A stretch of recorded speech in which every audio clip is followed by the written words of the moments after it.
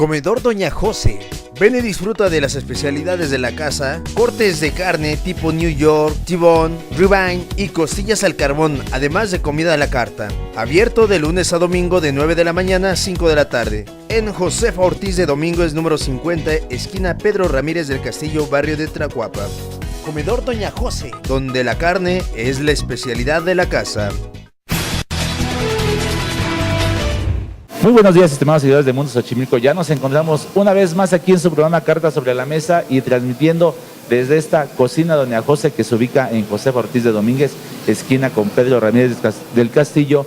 Venga y disfrute aquí desde un gran desayuno y un buen corte de carne. Y les quiero presentar al licenciado en Derecho Alejandro Velázquez Zúñiga, quien es integrante y abogado de la Coordinación de Pueblos y Barrios Originarios y Colonias de Xochimilco, quien el día de hoy va a platicar con nosotros sobre un gran tema que es la inserción de estos pueblos originarios en la nueva Constitución de la Ciudad de México. Licenciado, muy buenos días. ¿Qué tal? Buenos días, gracias por la invitación y también gracias aquí a la cocina que nos recibió. Pues muy bien, Lig, pues platiquemos un poquito de este tema de los pueblos y barrios originarios. ¿Cómo va a estar manejado en esta nueva Constitución que entra en vigor el próximo 17 de septiembre? ¿Cómo serán tratados estos pueblos y barrios? ¿Por qué no nos hablas primero, antes que todo, de esta coordinación? ¿Cómo está integrada, licenciado, esta coordinación de pueblos y barrios originarios y colonias de Xochimilco? Pues mira, nosotros somos una red de colectivos, habitantes, organizaciones, todos de la delegación Xochimilco, que pues buscamos contribuir a mejorar la calidad de vida, el bienestar de toda la delegación. Tenemos 3 ejes de trabajo. El primero es defensa del territorio, ordenamiento territorial, el segundo es autonomía y autogobierno, y el tercero es identidad y cultura, y bajo esos 3 ejes estamos trabajando ya desde hace casi 4 años. Licenciado, ya hay logros de esta coordinación. De hecho, hemos platicado sobre esto. Entre uno de los que yo veo que han sido testigos o han estado aportando fue la elección de un representante tradicional en el pueblo de Tepepan. Bueno, es que esto fue derivado de un juicio que nosotros ingresamos. Como es sabido, la delegación Xochimilco en los últimos años se ha encargado de convocar a elecciones de coordinadores territoriales.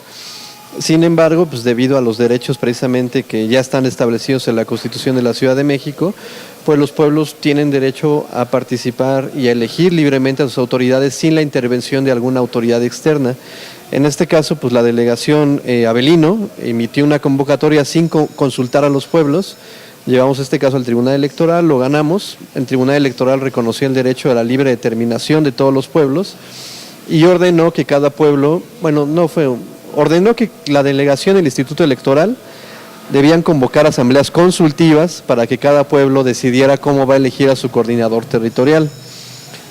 Y bueno, estamos en ese proceso todavía. La delegación y el instituto no han cumplido la sentencia, no han convocado a ninguna asamblea consultiva. Sin embargo, el pueblo de Santa María de Tepepan, en ejercicio de su derecho a la libre determinación, hizo sus propias asambleas y convocó un proceso de elección de autoridad tradicional. Ese tema de la libre determinación que queda un poquito en incógnito porque no conocemos bien cuál es el objeto profundo de la libre determinación. Santa María de Tepepan lo logró, convocó a sus vecinos y lanzó esta convocatoria. ¿Qué es esto de la libre determinación? En la Ciudad de México hay muchos pueblos originarios. Para nosotros que vivimos en Xochimilco lo tenemos un poco más claro, pero en otras partes de la ciudad, por el propio proceso de urbanización, pues han terminado muchas veces de estos pueblos han terminado absorbidos, ¿no? por otro tipo de organización alrededor de toda la ciudad. Y uno de los derechos que tienen los pueblos originarios aquí en la ciudad y en todo el país es el derecho a la libre determinación.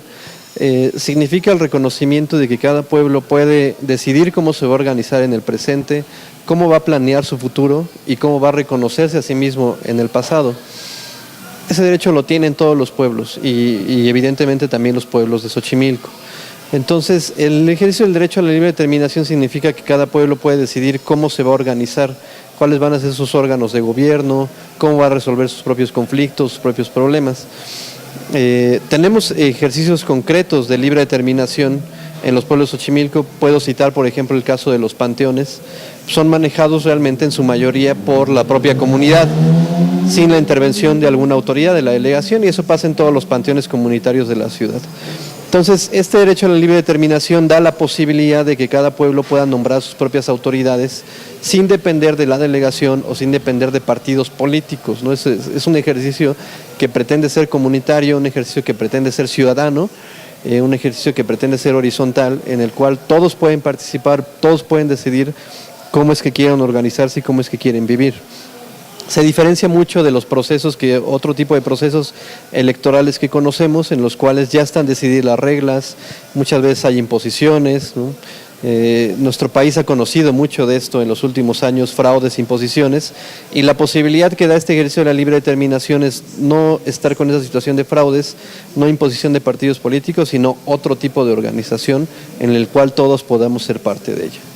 Hablando de imposiciones, sabemos que en la administración de Miguel Ángel Cámara fueron impuestos algunos que tenían la representación de coordinadores territoriales. Sí. Ahí hubo, como dicen, mano del gobierno local y ellos impusieron estos coordinadores. Para la administración de Avelino Méndez Rangel echan para abajo esta convocatoria por no respetar obviamente esta figura de la libre determinación. Y bueno, ¿qué sería para el pueblo xochimilca el paso siguiente? Estamos a 45 días de cambiar de figura de delegado a alcalde. ¿Qué sería la recomendación para el pueblo xochimilca y para todos aquellos pueblos originarios y barrios originarios? ¿Qué tendríamos que hacer para ir a esa consulta ciudadana y poder elegir de una forma democrática y mejor hecha a la autoridad tradicional de pueblos y barrios? Sí, mire, en muchas ocasiones, o la mayoría de las veces, el derecho y la organización social no van caminando de la misma mano, ¿no? Sí. Entonces, en este caso, el 17 de septiembre de este año va a entrar en vigor la Constitución de la Ciudad de México, que viene a reafirmar un derecho que ya estaba en la Constitución Política de los Estados Unidos Mexicanos, en tratados internacionales, que es precisamente este derecho a la libre determinación. Y cuando digo que muchas veces no camina en el mismo sentido, es porque si bien se reconoce el derecho, tiene que haber una organización social que pueda defender ese derecho y hacerlo efectivo en la realidad de las personas, en la realidad de cada pueblo. Entonces, aquí la invitación para todos los pueblos es que se organicen de forma independiente, que se organicen de forma libre y que decidan cómo es que quieren vivir en sus propias comunidades, sin imposiciones de ningún tipo, sin imposiciones de partidos políticos, sin imposiciones del gobierno delegacional o el gobierno de la Ciudad de México. Esto ha pasado en otras entidades, ha pasado en Cherán, Michoacán, están las comunidades zapatistas, hay ejemplos de autonomía en Puebla, hay ejemplos de autonomía en Oaxaca, en San Luis Potosí, en todos ha ocurrido esto. Realmente esta es una lucha por la libertad. Así tenemos que plantearlo. La libre determinación es un derecho de libertad y es un derecho de los pueblos a decidir cómo quieren vivir.